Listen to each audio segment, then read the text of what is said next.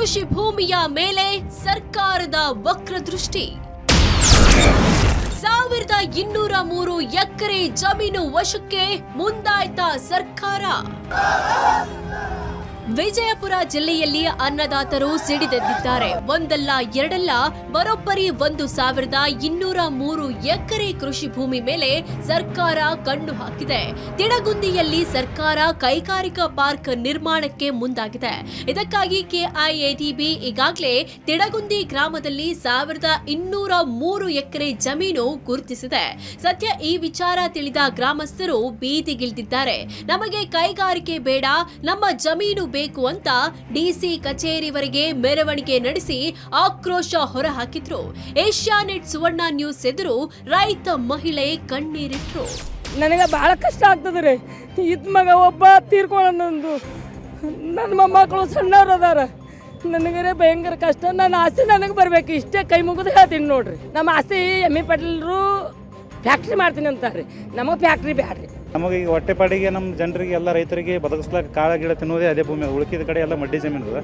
ಮತ್ತು ನಮ್ಮ ಕಡೆ ಏನು ಉದ್ಯೋಗ ಸಲುವಾಗಿ ಅವರು ಫ್ಯಾಕ್ಟ್ರಿ ಮಾಡ್ತೀನಿ ಅಂತಾರಲ್ಲ ಸರ್, ಉದ್ಯೋಗ ಸಲುವಾಗಿ ನಾವು ಫ್ಯಾಕ್ಟ್ರಿ ಅವಶ್ಯಕತೆ. ಫಲವತ್ತಾದ ಭೂಮಿ, ನೀರಾವರಿ ಜಮೀನುಗಳನ್ನೇ ಸರ್ಕಾರ ಭೂಸ್ವಾಧೀನ ಮಾಡಿಕೊಳ್ತಿರೋದು ರೈತರ ಆಕ್ರೋಶಕ್ಕೆ ಕಾರಣವಾಗಿದೆ.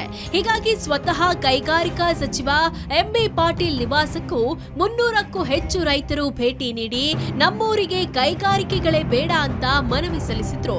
ಇದಕ್ಕೆ ಪ್ರತಿಕ್ರಿಯಿಸಿರೋ ಸಚಿವ ಎಂಬಿ ಪಾಟೀಲ್ ರೈತರು ಬೇಡ ಅಂದ ಮೇಲೆ ಬೇಡ ಅಂತ ಹೇಳಿದ್ರು. ಈಗ ರೈತರು ನಾವು ನೀರಾವರಿ ಇದು ಮಾಡೋದ್ರಿಂದ ಅಂತರ್ಜಲ ಹೆಚ್ಚಿಗಾಗ್ಯದ.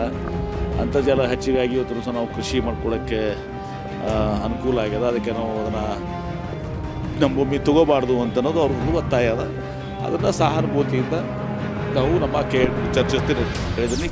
ಕಳೆದ 5-6 ವರ್ಷಗಳ ಹಿಂದೆ ಇಟ್ಟಂಗಿ ಹಾಳದಲ್ಲಿ ಫುಡ್ ಪಾರ್ಕ್ ನಿರ್ಮಾಣಕ್ಕೆ ಭೂಮಿ ವಶಕ್ಕೆ ಪಡೆಯಲಾಗಿತ್ತು. ಆದರೆ ಈವರೆಗೂ ಅಲ್ಲಿ ಯಾವುದೇ ಕಾಮಗಾರಿ ಪ್ರಾರಂಭವೇ ಆಗಿಲ್ಲ. ಪರಿಸ್ಥಿತಿ ಹೀಗಿರುವಾಗ ಫಲವತ್ತಾದ ಭೂಮಿಗೆ ಸರ್ಕಾರ ಕೈ ಹಾಕಿರೋದು ರೈತರ ಸಿಟ್ಟಿಗೆ ಕಾರಣವಾಗಿದೆ. ಷಡಕ್ಷರಿ, ಏಷ್ಯಾನೆಟ್ ಸುವರ್ಣ ನ್ಯೂಸ್, ವಿಜಯಪುರ.